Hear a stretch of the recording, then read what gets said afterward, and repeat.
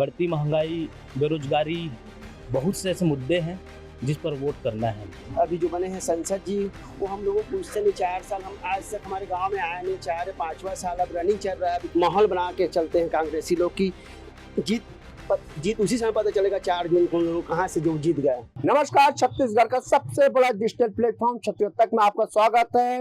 इस वक्त मैं हूँ छत्तीसगढ़ के दुर्ग जिले के सबसे बड़े वीआईपी पाटन विधानसभा। जी हाँ, अब ये पाटन का ये आप एक चाय सेंटर देख रहे हैं। यहाँ पे पूर्व मुख्यमंत्री भूपेश बघेल भी आते हैं और यहाँ पे आप देख रहे हैं प्रधानमंत्री मोदी जी के जो चाय पे चर्चा, तो ये युवा यहाँ पे काम करता है और चाय बना रहा है इस भरी दोपहरिया में भी। कहते हैं ना कि चाय पीने से थकावट दूर होती है और प्रधानमंत्री मोदी की भी जो एक पहल है कि चाय पे चर्चा। और तो अभी वर्तमान समय में दुर्ग लोकसभा में 7 मई को मतदान होगा और 4 जून को ईवीएम से मत निकलेगा। और ये यहाँ पे ये पाटन के मतदाता हैं, ये अपना वोट का अधिकार का प्रयोग 7 मई को करेंगे।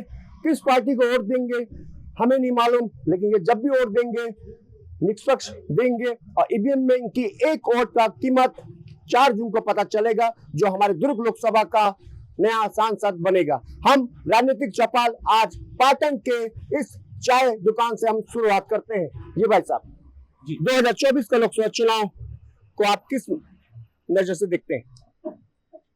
ये लोकतंत्र का महापर्व है और उसमें सबको वोट करना चाहिए। बढ़ती महंगाई, बेरोजगारी, बहुत से ऐसे मुद्दे हैं जिस पर वोट करना है हमको। और वोट किसे दें ये तो हम आपको नहीं बता सकते, लेकिन मुद्दा बहुत है पूरे देश में और ज्वलंत मुद्दा है बेरोजगारी का, महंगाई का, विकास का। वोट विकास के नाम से, बेरोजगारी के नाम से, महंगाई के नाम से देना चाहिए, बाकी ऐसा कोई और मुद्दा नहीं है। और ऐसे सांसद बनाना चाहेंगे जो हमारे क्षेत्र दुर्ग का जो ज्वलंत मुद्दा है वो ऊपर केंद्र में उठा सके और अच्छा काम कर सके। ये युवा मतदाता कह रहा है कि मैं उस उम्मीदवार को वोट दूंगा जो दुर्ग लोकसभा का सांसद बनेगा और सदन में दुर्ग लोकसभा की समस्या को रखेगा और हम तभी उनके काम से खुश रहेंगे। मैं दूसरे युवा मतदाता के पास आता हूं जो अपने वोट का प्रयोग करेंगे 7 मई को। जी भाई साहब, आप 7 मई को वोटिंग है, किस आधार पे आप राष्ट्रीय पार्टी के नेताओं को वोट देंगे? यह चुनाव महापर्व है चुनाव का। यह चुनाव में एक मिनट में रुकता हूँ यार। हाँ, आप बताएंगे और किस मुद्दे पे देंगे आप? मैं इस महंगाई और बेरोजगारी से मैं बदलाव चाहूँगा। इतना महंगाई बढ़ गया है कि गांव में मेरे यहाँ मेरी मम्मी बोलती है मेरे को, बेटा हम पहले बीजेपी को देते थे, बीच में 2 बार हम लोग दिए, हमारे इस बार हम बदलाव करेंगे। क्या जो अभी जो बने हैं संसद जी, वो हम लोगों को पूछते नहीं। 4 साल हम आज तक हमारे गांव में आए नहीं, 4-5वां साल अब रनिंग चल रहा है। अभी कुछ दिन पहले एक रैली किया था, उस समय हम उसको देखे थे, उसके बाद हम आज तक उसको देखे नहीं हैं। तो उसके हम इसीलिए हम चाहते हैं कि हमारा वोट अच्छे इंसान को पड़े जो हमारी महंगाई और सब चीज़ को हमारे साथ लेके चले। कि इतना महंगाई है कि हम लोग, हमारे यहाँ कुछ चीज़ हो नहीं पा रहा है, मतलब खरीदी नहीं हो पाता। जिस तरह से हमारा बजट है पूरा बिगड़ गया है। तो मैं चाहता हूँ सर कि बदलाव होनी चाहिए और ऐसे आदमी को हम चुने जो हमारे पास आए और हमारे दुख दर्द को समझे। Thank you. ये भाई साहब कह रहे हैं कि हम ऐसे उम्मीदवार को वोट देंगे जो हमारी समस्या को देखे, और महंगाई इनकी सबसे बड़ी ज्वलंत समस्या है, जो बहुत बड़ी परेशानी है। मैं दूसरे मतदाता के पास आता हूँ। ये भाई साहब आप बताएंगे 2024 का लोकसभा चुनाव में राजेंद्र साहू कांग्रेस से हैं, विजय बघेल जो वर्तमान सांसद है, दूसरी बार भाजपा हाईकमान ने उनको टिकट दिया है, दोनों में क्या फर्क है आपको लगता है? विजय बघेल जी को हमने पाटन से वो परिचित हैं, इनसे पहले भी वो विधानसभा चुनाव लड़ चुके हैं और उनके अलावा उनको सभी लोग पाटन के लगभग जानते हैं और उनका खास तौर पर पाटन विधानसभा में आना जाना रहता नहीं है ना। विकास किया नहीं है पाटन में उन्होंने, ना कोई ऐसा काम किया जिससे हम उनको पहचान सके, जान सके। और रही बात जहाँ तक यहाँ पे कांग्रेस पार्टी राजेंद्र साहू की है, एक साफ छवि के नेता हैं, सुने हैं, बहुत सरल है, 2 बार पाटन आते जाते रहते थे, वो प्रभारी भी थे शायद कांग्रेस पार्टी के। तो उनको हमने देखा है, तो हम लोग चाहते हैं कि इस बार परिवर्तन हो और राजेंद्र साहू नए प्रत्याशी को मौका मिले। विजय बघेल भी तो साफ छवि के उम्मीदवार हैं। साफ छवि से ही नहीं हो पाएगा। अब साफ छवि बोल देंगे, पाटन की जनता जानती है कितनी साफ छवि के हैं वो, है ना। उस समय भी बहुत मुरुम खदानें, अवैध मुरुम खदानें, रेत खदानें चलती थी, तो साफ छवि ऐसा कह देने से नहीं होगा।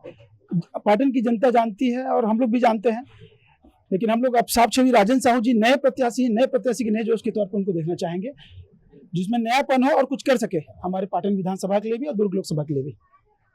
ये भाई चाह रहे हैं कि एक ऐसा उम्मीदवार जीत के आए जो नया छवि का रहे, अच्छा रहे और हमारी समस्या को ध्यान दे।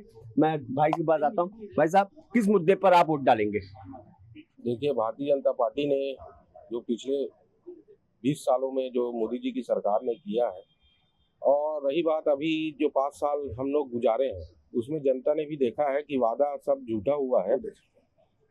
और अभी हमारी सरकार, बीजेपी सरकार बनते ही जो घोषणाएं शाह जी ने की थी, वह पूरा योजना जो है वो शाह हो रहा है। डबल इंजन की सरकार में दोनों को आप किस आधार पे देख रहे हैं?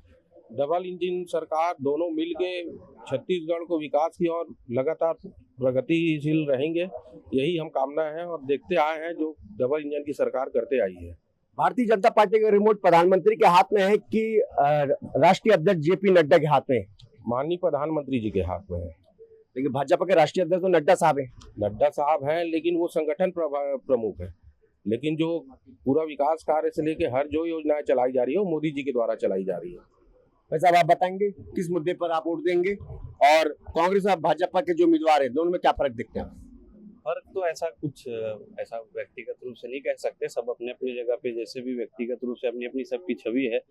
विजय अभी वर्तमान में सांसद हैं, विपक्ष की तरफ से जो सांसद प्रत्याशी उनकी भी अपनी जो छवि होगी। लेकिन मुझे ऐसा पाटन में तो कहीं दिखता नहीं। आप पाटन का दौरा करके होंगे, देखे होंगे कि कांग्रेस प्रत्याशी के प्रति और उनकी पार्टी भी खुद गंभीर नहीं है। ये दिख रहा होगा आपको, ना कहीं बैनर पोस्टर है, ना काम काज है, कुछ भी नहीं है। उसके आधार पे तो विजय भी अभी सशक्त हैं और आगे हम लोग को जीत मिलेगी ऐसी उम्मीद है और विश्वास है। भाई कह रहे हैं कि वर्तमान सांसद विजय बघेल का छवि साफ है और जीत के आएंगे। ये तो 4 जून को पता चलेगा जो ईवीएम में जो मत पड़े हैं भाजपा के पक्ष में पड़ता है या कांग्रेस के पक्ष में। मैं भाई साहब, आप? मैं योगेश निक्की भाले। एक राजन साहू समाज से आते हैं, विजय बघेल कुर्मी समाज से आते हैं, दोनों में कौन भारी? दोनों में तो विजय बघेल जी भारी हैं, दुर्ग लोकसभा के वर्तमान सांसद हैं और तीसरी बार मोदी सरकार को केंद्र में फिर बिठाएंगे। दूसरी बार हमारे दुर्ग लोकसभा के सांसद विजय बघेल जी आएंगे, क्योंकि मोदी का गारंटी में पूरे छत्तीसगढ़ में विकास हो रहा है। कोई भी कहीं पे नहीं, भारत देश आज पूरा विकास कर रहे हैं। हमारे विष्णुदेव साय जी की सरकार आने में तुरंत जैसे कि 18 लाख आवास स्वीकृत किया, धान 21 क्विंटल 3100 में 21 क्विंटल धान खरीदी किया, जो अंतर का राशि है उसको भी हमारे विष्णुदेव साय जी की सरकार में पूरा, वो भी वादा पूरा हुआ। जैसे 2 साल का किसान का बकाया बोनस था, 25 दिसंबर को वो भी खाता में बोनस का राशि भी डल गया। आज उज्ज्वला गैस के तहत माता बहने को गैस के लिए भी। चलिए, विधानसभा चुनाव में भाजपा ने वादा किया था कि 500 रुपए में हम गैस सिलेंडर देंगे। सरकार को तो आय हो गया, तो 500 रुपए का गैस सिलेंडर कहाँ महिलाओं का? देखिए, अभी सरकार को आए 3 ही महीना हुआ है और 3 महीना में बड़े मुख्य जो वादा है वो पूरा हो चुका है। सरकार आचार संहिता खत्म होने के बाद वो भी सरकार उसके लिए भी सोचेंगे और वो भी पूरा करेंगे। भाई कह रहे हैं कि छत्तीसगढ़ सरकार को आए अभी कम समय हुआ है और काम कर रहा है, आचार संहिता खत्म होने के बाद साए टाइप के काम होंगे। ये तो समय बताएगा कि मतदाता जो 2023 के विधानसभा चुनाव में भारतीय जनता पार्टी को सत्ता दी है, अब भूपेश की कांग्रेस सरकार को सत्ता से हटाई है, कौन सही है। मैं दूसरे मतदाता के पास आता हूँ। पाटन इस राज्य का सबसे वीआईपी जिला है। पूर्व मुख्यमंत्री भूपेश बघेल कितना हावी रहेंगे भाजपा पर? पूरी हावी है सर इस बार। अभी उसका आना बाकी है, अब तूफान ही आएगा। आजकल में तूफान लगा है, या पाटन में चलेगा उसका तूफान। अभी तो एंट्री ही नहीं मारे अभी तक भैया। अब वहाँ से चुनाव हुआ 27-26 चुनाव हुआ, 27-28 को यहाँ एंट्री मारेंगे। उस तरह के जैसे बोल रहे हैं भाई लोग की बैनर पोस्टर से कुछ नहीं होता सर। अंडरग्राउंड ऐसा माहौल बना के चलते हैं कांग्रेसी लोग की जीत उसी समय पता चलेगा 4 जून को कहाँ से जो जीत गया। मोदी का 400 का सीट, कांग्रेस का घोषणा पत्र, क्या कहते हैं?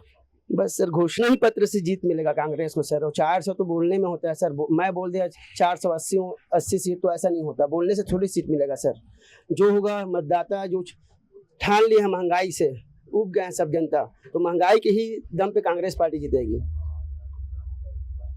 भाई कह रहे हैं कि मतदाता महंगाई से उब चुके हैं। भारतीय जनता पार्टी के 10 साल के सरकार के इसमें महंगाई के कारण भाजपा को वोट नहीं मिलेगा। ये तो समय पता चलेगा कि भाजपा को वोट मिलता है कमल के निशान को या कांग्रेस को।